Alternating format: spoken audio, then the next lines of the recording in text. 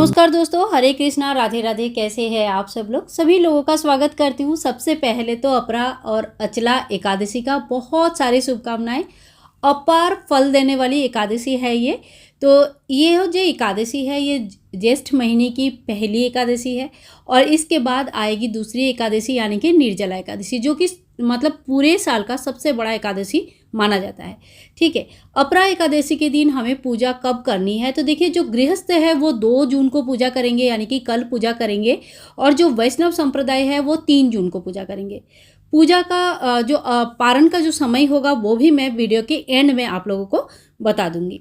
तो चलिए देख लेते हैं कि हम घर पर पूजा कैसे करेंगे। व्रत आप रख भी सकते हैं, नहीं भी रख सकते हैं। नया व्रत शुरू करना है तो आप सब सर्वोत्तम है, निर्जला एकादशी आ रहा है, इसके ऊपर पूरा वीडियो बनाकर मैं चैनल पर ऑलरेडी अपलोड करके रखा है, वो वीडियो जरूर सुन लीजिएगा। निर्जला एकादशी से नया व्रत शुरू कीजिएगा। मंदिर में पूजा कर सकते हैं या तो फिर अपने मंदिर के सामने कोई भी चौकी लगाकर पूजा कर सकते हैं। तो यहाँ पे मैंने पीला आसन बिछा लिया है भगवान के लिए, भगवान आसन तैयार कर लिया है, दीपक प्रज्वलित कर लिया है और अब सबसे पहले भगवान का स्नान कराएंगे। एकादशी के दिन भगवान श्री कृष्ण राधा रानी की स्नान आप करा सकते हैं, भगवान श्री विष्णु नारायण और लक्ष्मी माता का स्नान करा सकते हैं, लड्डू गोपाल जी है उनकी स्नान करा सकते हैं। फोटो अगर है तो फोटो को तो भाव का स्नान किया जाता है, लेकिन अगर आपके पास विग्रह है तो आप विग्रह का प्रॉपरली स्नान कराएं। तो मैं आपको राधा कृष्ण जी की आज पूजा करके दिखा रही हूँ। तो सबसे पहले ओम नमो भगवते वासुदेवाय नमो, ओम नमो भगवते वासुदेवाय नमो, ओम नमो भगवते वासुदेवाय नमो, श्री राधा रानी जय, श्री राधा रानी जय।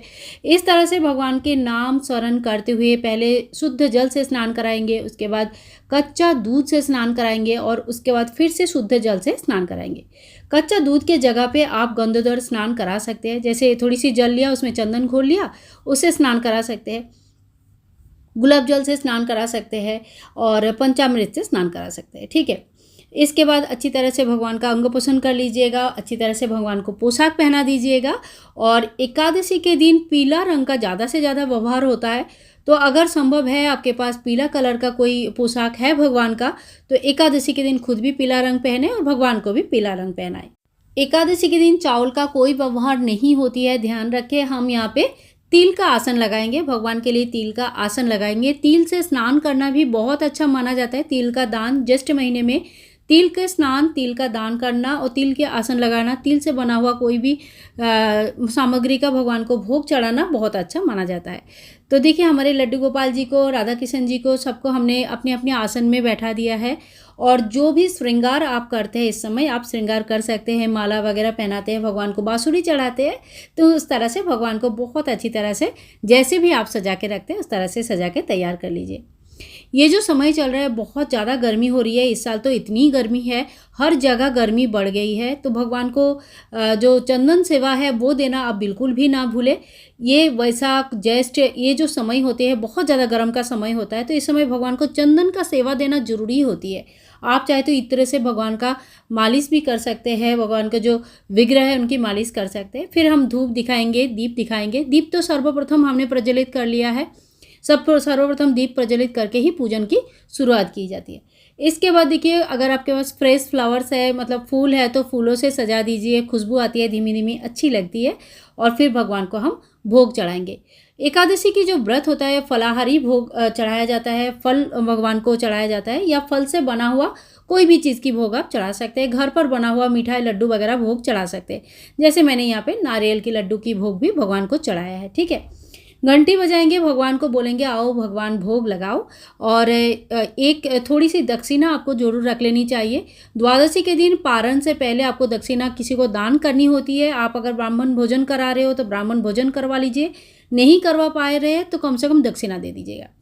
इसके बाद जो बुक्स आते हैं जिसमें एकादशी की व्रत कथा वगैरह लिखा रहता है, वहाँ से आप एकादशी की व्रत कथा संपूर्ण रूप से पढ़ लीजिए। बिना व्रत कथा पढ़े कोई भी व्रत संपूर्ण नहीं माना जाता है। तो व्रत कथा आप सुबह या शाम जब भी आपको टाइम मिले, व्रत कथा लेकिन एकादशी के दिन जरूर पढ़नी चाहिए।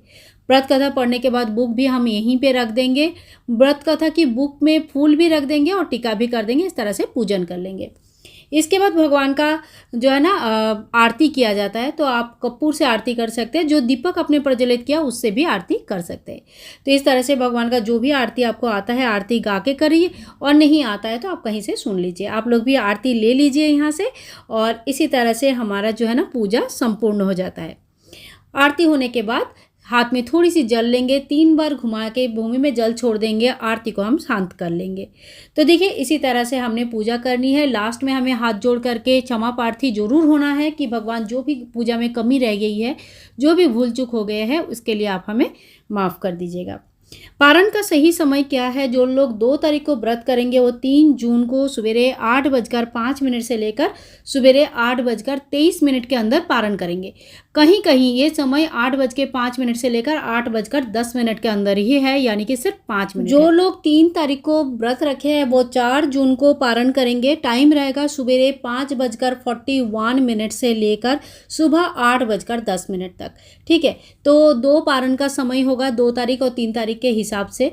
और एकादशी का जो तिथि है ये शुरू हो रहा है 2 जून सवेरे 5:04 से, और समाप्त हो रही है 3 जून रात को ही 2:41 पर।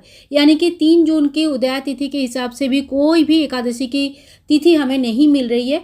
2 जून को एकादशी की तिथि हमें मिल रही है, पूरे दिन एकादशी रह रही है, तो 2 जून को मनाना ज़्यादा शुभ रहेगा। गृहस्थ लोग सभी लोग जो है ना 2 जून को एकादशी मनाएंगे। कई जगह पे वैष्णव संप्रदाय 3 जून को मनाएंगे, और कोई कोई दोनों दिन एकादशी की व्रत मनाएंगे। तो इसी तरह से एकादशी का व्रत जो है ना आप देख लीजिए कि आपके लोकल मंदिर में एक बार पूछ लीजिए कब मनाया जा रहा है।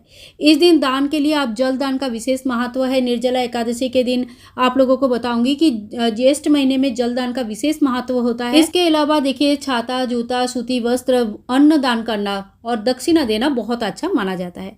तो दोस्तों आज की वीडियो यहीं पे एंड करती हूँ। मिलूंगी नेक्स्ट वीडियो में, तब तक के लिए अपरा एकादशी, अचला एकादशी का बहुत सारी शुभकामनाएं। हरे कृष्णा, राधे राधे। देखने के लिए बहुत बहुत धन्यवाद।